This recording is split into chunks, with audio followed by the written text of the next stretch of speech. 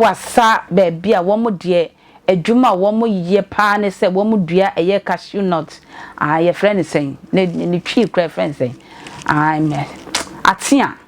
yes womo dua cashew nut adwuma ehofo de ukọ baby a ebi mu ye mbe ebi mu ye koko ebi mu ye cafe ebi mu ye niema bebre ebi mu dua banchi mankani ba eho ne de eye cashew nut no eno na wo ye ho adwuma pa sesi akromfo ne de wo mo de omo agyan no omo de afa ba bia omo de afi mobile money fo no ene de wo mo de abawura sabi nkrasefo a wo mo so etwe mo sekan no enya ne omo bedi no wo mo so de krono sem no akodu akromfo akowia papafo ya wo ma akotete eye cashew nut de ko ba bia ye kali ne ye tua kama omo no wo ma akowia omo pasa ende mu nkyire mu kakra emra ekyerese akronfa renfo wani so ade wonanka wonsaka akwakwato ahye cashew ya dakadi akuafo bi so ewo nkonsia ne awoya ya ewo wanchi akwantinfi ama sede asia ye omonye doa no enya asankwetu nanka yamuru omo nkwae yase agye omo ho niam nyina da mobile phone sika ne bibia me mama sam nwa kra sansan panifo se kalkum ye agye wakwakuo num na awie kwakuo no ene Eric Amoako Eric akwaba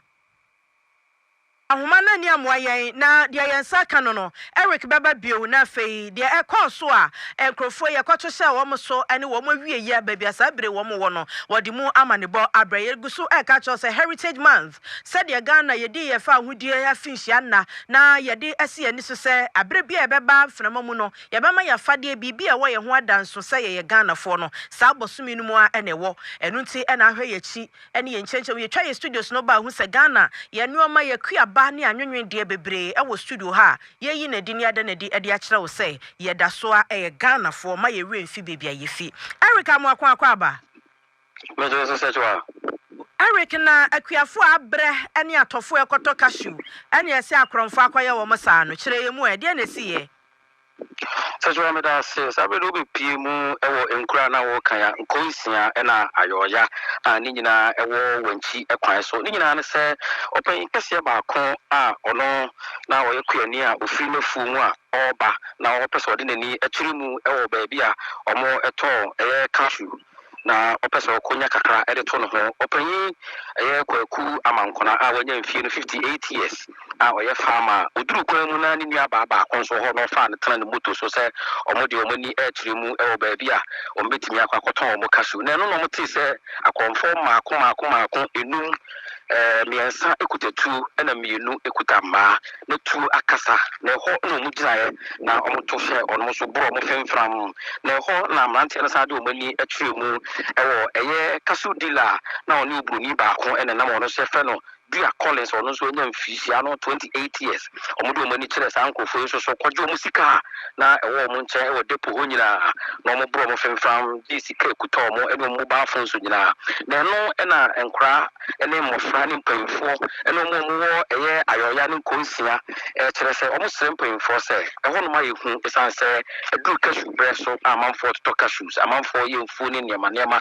de cashews ba se abrofo betimi aba beto de amomo na konfo no tete omo ha omo to mo sere mo se aposifo mo nan ni ntientia wo sunwan techiman kwan ene wanchi kwan so se na be ya akonfo mo ha omo efi last week ya de ba nyina no eto ebetimi etwa ti se chwa ye hwese de nkofo kan aposifo de be ya adwuma ara so ono emfa enye adwuma ti sabe do be pie mu ewo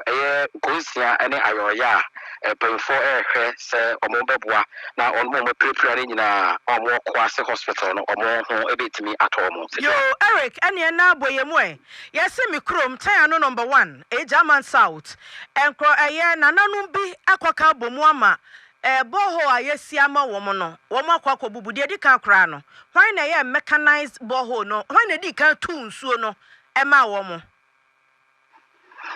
Mira sesechwa obepimu ewo tan no number 1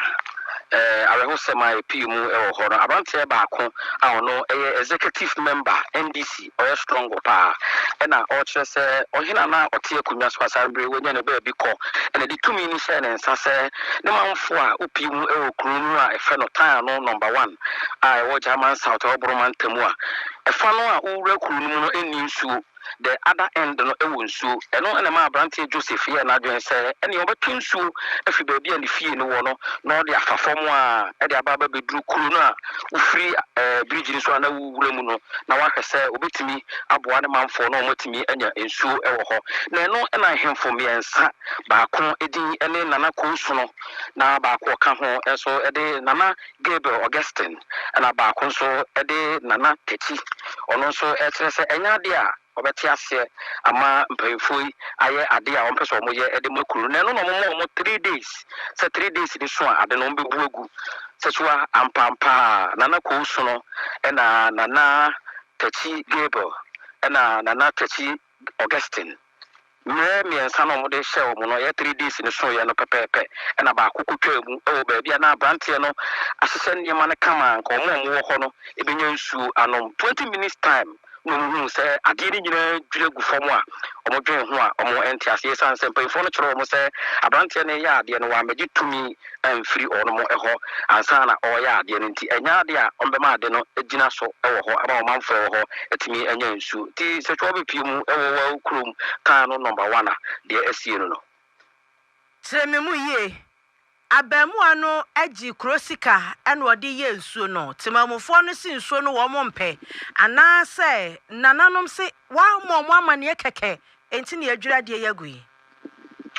se so abrante Joseph anji obia sika ne mumono ani sika eye ne hard end mania ono ankasa ye adwuma enya na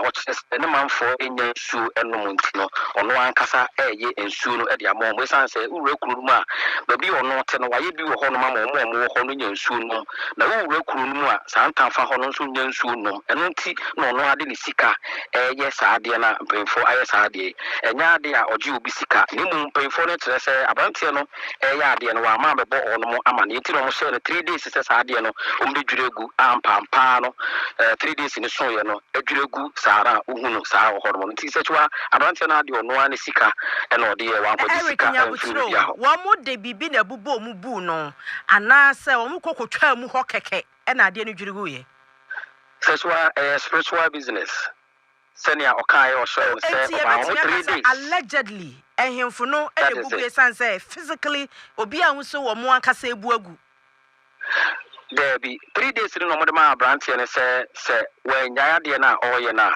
enya ade a ade no betimi agina ne na so etimi aye adwuma na eno na opanyin ba ko kan miensa na ya bo mu di no ba ko ekotwa mu e wo ba bia na brantie na di dwuma di no ofiri ho 20 minutes pepepe e de dwirigu ye sechwa na momodu ho no wanfa ne nsa nka bibia on kutahwe e wo ne nsem ne mo tere ne so ma ne 3 days ne so pepepe a enya ade obi hu ade no wo bio eno na 3 days ne so ye no adwirigu sechwa se si ade wo se obi a hwe ne hu si na akronfo no se si ade se be bia e wo se o mo de fa wo mo so o mo survive no se ho no mo de afa ye so ye be ya hwe yie kakra e wo abrabonim me da se wo twen me akra